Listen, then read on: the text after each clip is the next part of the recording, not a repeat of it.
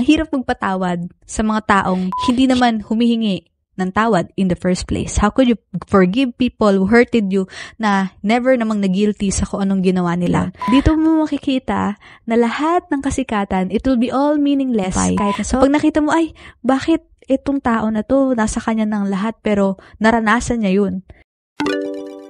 What's up, beautiful people? Welcome back to my YouTube channel. This is your favorite writer, Demi aka Anak ni Rizal, at welcome sa panibagong episode ng Hashtag Demi Reads. Ngayong araw na to, may gusto akong i-share sa inyo na nabasa ko dahil meron akong isang writer na pina-follow sa Facebook at nakita ko yung post niya tungkol dito sa story nito at hindi ko maiwasang ma-curious dahil title pa lang nakuha na agad yung attention ko. Recently lang din na-publish tong story na to sa Wattpad. The title is I Woke Up Today. Sinulat ito ni Guy. Siya yung author ng University Series. Actually, may nabasa naman na akong work ni Guy before. Yung kanyang Twitter serye na Along España. And I remember na nag-enjoy akong basahin yun. So after ko mabasa yung short story ni Guy, naisipan kong itopic siya dito sa Demi Reads. Hindi dahil sa clout, but because I believe it's worthwhile to reflect on this matter. Kasi sa totoo lang, nung nabasa ko siya, ang daming feels and ang daming reflection. And I know we're all familiar sa Wattpad community, yung mga kinaharap ng issues ng author na to. She's one of the very famous authors sa Wattpad and nasabi na rin natin controversial. Kaya naman, I think itong kanyang sinulat na short story is like a catharsis. Pag sinabing catharsis, iyon yung creative expression or nagre-release ka ng iyong damdamin sa pamamagitan ng art. And I admire her courage for writing this one because it felt so real and raw na naisip ko na totoo ba talaga nangyari to or is it just fiction or is it true? Yun yung naglalaro sa isip ko nung unang part na binabasa ko yung mga nangyayari. Because the story is all about a famous writer named Aya and her struggles na na-encounter niya during nung kasagsagan ng kanyang kasikatan. But regardless kung ito ba ay totoong-totoo or may mga fictionalized part, hindi pa rin maitatanggi na maraming topics na na-open yung author dito na dapat nating ma-reflect or pagbulay-bulayan. Habang binabasa ko yung story, mas nangibabaw kasi yung voice ng author. Kaya rin siguro nakalimutan ko na, ay, character nga pala to ni Aya, hindi to yung author. Another thing personally, na-trigger ako ng konting-konti dahil dun sa mga nabasa ko because na-experience ko rin kasi yung cancel culture back 2022 and I know firsthand kung ano yung pakiramdam ng ma-crucify, ng ma-persecute, ng mga taong hindi mo kilala online. Felt so similar to what happened to me. Kaya nag-resonate sa akin. Nandun yung familiarity na habang binabasa ko, ay, alam ko to, alam ko yung sinasabi niya, alam ko yung pakiramdam na ganun. So, ito yung mga tumatak sa aking lines or moments dun sa short story. So, dito sinabi niya, fame would always cost you something. The more I gained followers, the more things got out of my control. And from 1 or 2 haters, they multiplied and multiplied. Alam mo yung parang kisses na mga bilog-bilog na dumadami sa tubig? Parang ganon. So indeed, yun talaga yung parang consequence din ng fame. Akala ng mga aspiring writers, pag nakuha mo yung kasikatan, magiging okay na lahat, magiging happy ka na. But in reality, fame is really costly because hindi lahat ng tao magugustuhan ka. Kakaroon ka talaga ng mga critics, ng mga haters, na kahit anong gawin mo, hindi mo masasatisfy, hindi mo sila mapiplease. And that's really sad kasi nga maraming mga tao na nalulunod sa kasikatan. Kaya totoo yung sinabi niya na the more that she gained followers, the more things got out of her control. Because ganun talaga human nature Power corrupts. Another thing na tumatak sa akin dito sa short story na to ay itong sinabi niya na how easy it was for everyone to go online and tell lies. It was so frustrating how easy it was for people to believe an anonymous person. Syempre, basta chismis, interesado mga tao. Guilty ako riyan until I was the subject of the said chismis. And I think we're all guilty. Even me, guilty ako. Parang kanya-kanya tayong hanap ng source, ng screenshots, kung ano yung mga opinion na sinasabi ng iba. And we tend to be biased. Kasi tayong mga tao, human nature din natin na maging bias sa kung anong gusto natin. Kumbaga meron na tayong tinatawag na confirmation bias. Pag sinabing confirmation bias, meron ka ng prejudice sa utak mo. At unconsciously, yun na yung hinahanap ng utak mo na parang pag na-confirm yung bias mo na nakita mong ebidensya, yun na agad yung paniniwalaan mo. Yun na yung nagiging reality para sa'yo. Ito pa yung sinabi dito na damang-dama mo talaga yung frustration na dito sa sinabi niya. Do you care enough to actually research and confirm if the content is factual? No. But you care enough to believe screenshots from a person you don't even know, from a person who does not have a real identity on the internet, from a troll, from a content creator who has never been interacted with the subject, or from a critic who does not have background knowledge on the field. It is easier to believe the negative stuff about the person than to believe they are good because you always try to find dirt in the person you hate. So, yun nga yung sinasabi kong confirmation bias, na parang sa umpisa pa lang inis ka na sa taon to, parang hinahanapan mo na agad na ito yung mga evidence na talagang gusto mong makita yung mga negative na bagay sa kanya. That's what haters do. They find reasons to hate you more. The next thing na makikita mo reality dito sa story nito is na-highlight yung talagang katotohanan na some people are just really mean. Kasi may part dito na binasa niya yung comments sa kanya ng mga tao. Like, ito, yung mga comments, I'm so disappointed in you. Tapos minura siya nitong problematic author na to. Finally, I have a reason to justify my hatred for her. Deserve my hate. Haha, please keep it going. Huwag kayo titigil. Kasi ako, nung naranasan ko yun nung time na, diba, naghiatus din ako noon after akong ma-cancel that time. Because syempre, kasagsagan. May mga readers ako na patuloy pa rin nagtitiwala sa akin na sa message board ko nagsasabi sila na, Ate Demi, kailan ka ba babalik? And then, appreciate ko yun. Tapos, merong isang hater na nag-comment na talagang mean. Sabi niya, wag ka na bumalik, te. Parang, ang mean talaga. So, totoo, masakit, masabihan ng ganyan. Kaya naman, sa mga viewers na to, alam ko at some point lahat tayo guilty na nagpa-persecute tayo ng mga taong hindi natin gusto dahil may kanya-kanya tayong justification ng reasons. But, lagi nating isipin na yung taong sinasabihan natin, tao lang din naman sila at nasasaktan. And, just be kind. So, tumakbo yung kwento na naranasan nung character na ma-cancel culture and the character was so depressed until she tried to find the reason to live. Ito talaga parang cycle ng parang pag na-break ka, nakaranas ka ng breaking na painful moments. Parang back to zero moment na ano nga ba yung purpose ng buhay ko?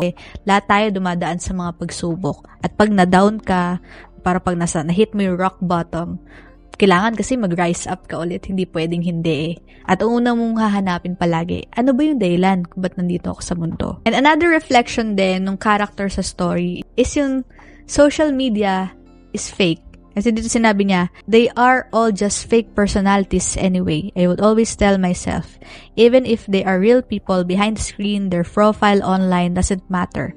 Everyone can fake everything on the internet to please people.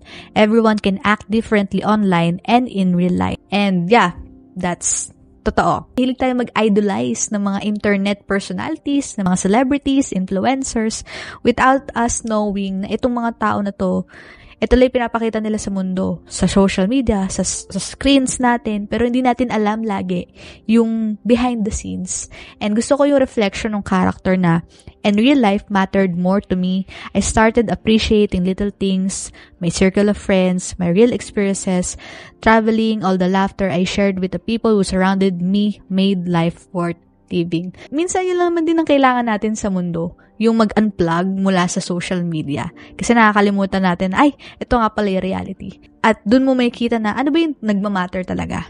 Yung mga totoo, yung na-experience mo, kung sino yung mga malapit sa'yo, that's what matters. At yun yung totoong buhay. Kasi marami sa atin, dahil nga, 24 hours babad tayo sa ating mga screens, giging extension na ng pagkatao natin, yung mga cellphones natin. To the point na, lahat ng nakikita natin, pinaniniwalaan natin. Ito rin yung gusto kong sinabi niya na, never believe what other people say about a person online unless you met that person in real life and had a conversation with them. So this is a good reminder for us na lagi tayong magkaroon ng benefit of the doubt sa mga taong nakikita natin social media. Hindi natin kailangan husgahan yung pagkatao ng isang tao base lang sa, eto lang siya. People love to crucify people nang hindi natin kaayon. Ay, hindi ka pala katulad nito, so you must be bad, so dapat ganito ka, ganyan, ganyan. Yan dapat nating itigil kasi that's really destructive to the point na, hindi mo naman kilala yan, ba't ka naman makapang-accuse dyan, akala mo kilala mo yung buong buhay niya. But sad to say, mahirap nang makontrol ang isang tao kasi nga, perception can be manipulated to through social media. Pero isa lang tong magandang reminder sa atin na always have the benefit of the doubt. Do not judge a person sa kung anong nakikita mo siya hanggat di mo siya nakikilala sa totoong buhay. Kasi you just know a facade. Another thing na gusto kong reflection ng character, ito sabi niya na, whenever I would read something bad, I would always think, maybe it's just a kid. And totoo, kasi minsan, hindi rin natin alam na baka yung mga taong nagko-crucify sa atin o yung mga haters online, especially yung mga nagtatago sa mga dummy accounts, sa mga troll accounts, hindi natin alam, immature ba sila? O ano ba sila, mga 12 years old na nagtatago sa ibang identity? We don't know, no? And I remember my friend telling me before, no? Sabi niya, Demi, kung tutuusin, dapat kaawaan mo yung mga ganun tao na wala silang ibang magawa sa buhay nila, kundi batuhin ka ng mga masakit na salita. Kasi isipin mo anong klaseng buhay ang meron ka para magsabi ka ng ganyang hate sa kapwa mo. And I realized that, oo nga no, di ba parang nakafocus ka sa hurt mo, pero pag naisip mo, etong tao na to, ba't kaya niya to sinabi sa akin? Siguro, hindi to mahal ang nanay niya. Parang ganun. Maybe, may pinagdadaanan na din sila, kaya sa'yo nabunton yung galit nila sa mundo. And dito sa conclusion niya sa bandang dulo, I really love this, yung kanyang realization. So sabi niya, this 2024, remember that you always have yourself, your family, and your friends to support you. The noise outside your circle does not matter. People don't know you behind the screen. Success comes in different forms. People walk at different speed. Just because others already seem so far away does not mean you run slow. Always acknowledge your emotion. It is okay to admit that you are hurt. You are not weak. Do not brush your feelings aside. You are in charge of your ending. This is a comforting realizations, not only for the character and the author, but for the readers. Your writing is an art. What people say about your writing is not you. Separate your real identity from your creative work. The world is too big. It does not matter what others think of you. At the end of the day, you are closest to the people around you. And most importantly, wake up every day, but don't just wake up. Live. See, that's really powerful affirmation. You know, that don't just wake up. Live. Diba? Parang it's very short sentences pero napakalakas ng impact. Pero ito, yung sa sinabi niyang what people say about your writing is not you. Separate your real identity from your creative work. Ang problema kasi sa community ng Wattpad, ng reading community is we tend to idolize too much. Gusto natin sinasamba natin yung hinahangaan natin na to the point, nilagyan natin sila sa pedestal. Tapos pag na-disappoint tayo, parang papakuin natin sila sa krus, parang ganun yung peg. And yun yung nakakalungkot. And the last thing na nagustuhan kong realization dito is yung sinabi niya na, forgiveness. How could I give them to the people who never ask for one? Bigat doon.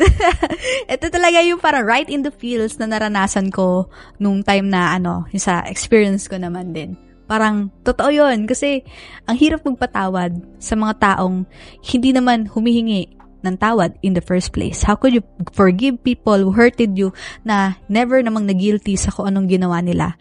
But you know what?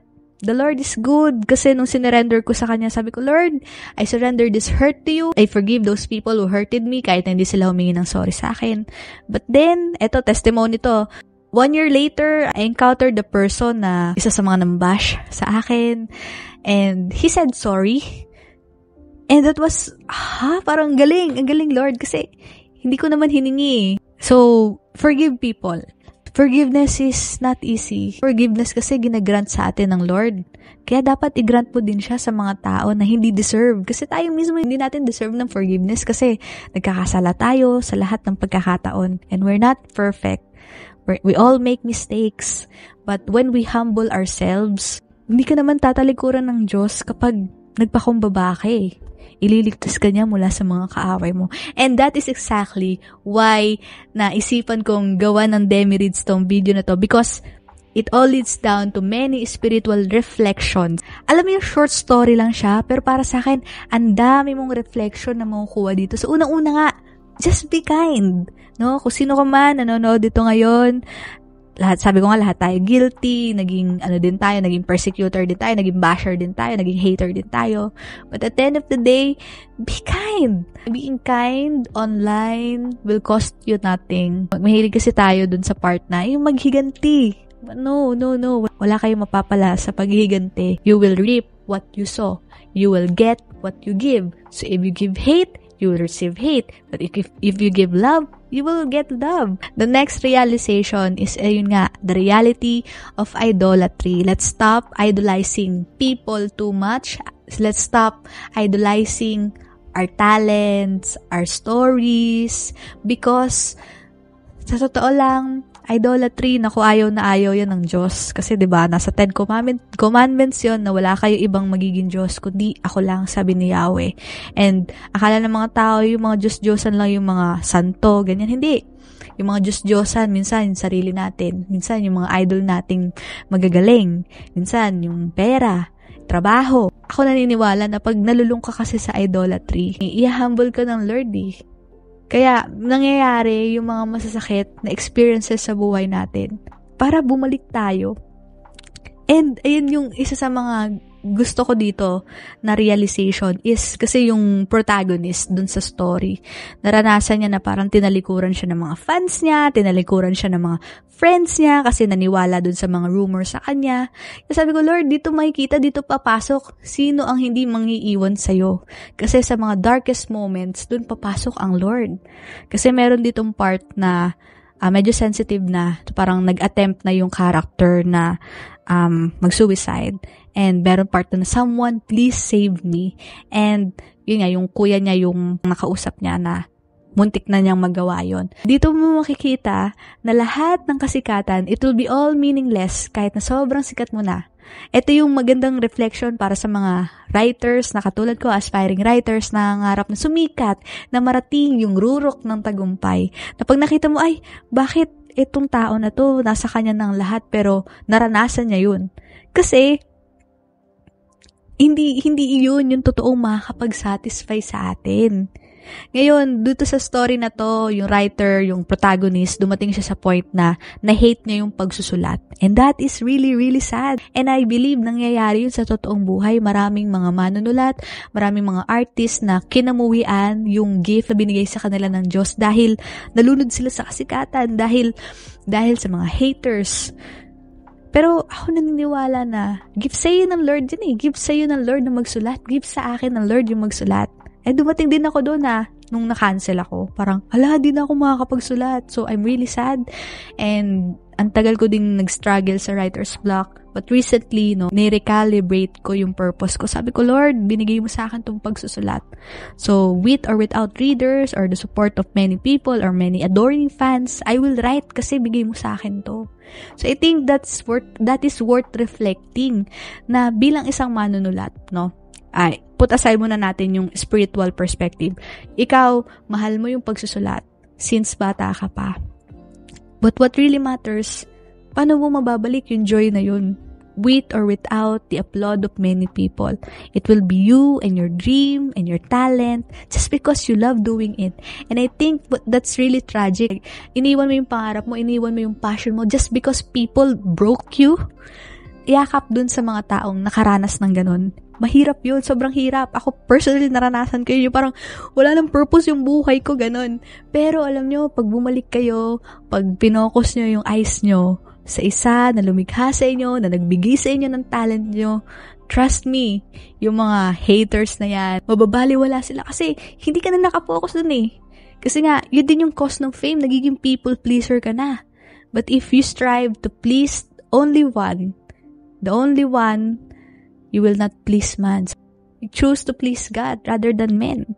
Kasi, alam mo yun, magiging slaves ka ng mga tao eh. Hindi ka magiging totoo sa sarili mo. But if you strive only to please God, I believe everything will perfectly fit. No? Wala mamang magbasa ng gawa mo, dumugin ka man ng haters mo, but there will be peace na hindi mawawala sa'yo kasi alam mo kung sinong kakampi mo. I'm not trying to impose you any religious system, but I'm just trying to point your attention to the one, to the mighty God, Almighty God who created you. Kaya sa mga, ginawa ko to bilang encouragement, no? Kung sino ko man nanonood, natagpuan mo somehow tong video na to, at isa katulad ka nung protagonist sa bida na nawalan ka ng gana sa pagsusulat because of many reasons, balik ka dun sa heart mo. Bakit ko to ginagawa? Kasi, mahal mo. At meron naglagay dyan sa puso mo. Hindi yan galing sa'yo. Huwag mong ipagmayabang yan. No? Naniniwala ako, lahat na nagmamataas, binabagsak. Pero lahat na nagpupakumbaba, tinataas. Alam ko na ginagawang, alam mo yun, naging cliche na siya, na para pinagkakatawa ng tao. Pero trust me, totoo yun. Totoo yun. Life will always humble you. Ako, hinumble ako ng Lord kasi dumating ako sa part na masyado akong in-idolize ko yung talent ko sa pagsusulat. And it brought me down. It humbled me a lot. Until now, hinahumble pa rin ako ng Panginoon. Kaya, yun yung prayer ko. Yakap sa inyong lahat, guys. Laban lang, no? Nandiyon ang Diyos. Huwag kayong magtakot. And sa mga tao na haters, hindi yan mawawala. Hindi yan mawawala, promise. Pero, wag nyo silang gamiting dahilan para huminto kayo sa kung anong mahal nyo. Pagpatuloy mo yung mahal nyo, yung pagsusulat, ilaban nyo yan. Kasi buhay mo yan eh. Pangarap mo yan eh. Diba? And again, sabi ko sa inyo, if you choose to side yourself with God, you will always be a winner. And sabi nga, success takes a different form. Hindi lang yan yung laging kung sino nasa top list. Hindi lang yung mga limpak-limpak na maraming followers, no? And I pray na magkaroon kayo ng bigger purpose, ng courage to pursue what you really love, and trust the dream giver, na siya lang yung magiging kakampi nyo, na siya lang yung ipiplease nyo. Ang haba na, my gosh, I really like this opportunity to share with you the reflections about the love of God. Mahal kayo ng Panginoon, maging sino ka man. Kaya kung ano man nagawa mo, mga kamalian noon, pagiging immature mo noon, there's no condemnation. Those who are in Jesus. Salamat, pinanood mo tong video na to. Dahil natutuwa ako kasi it's a big reflection in my part, and thankful for this opportunity to share this reflection to you. Kung sino ka man, kapit lang. Padayon. God bless you. Maraming salamat sa panood nito. See you.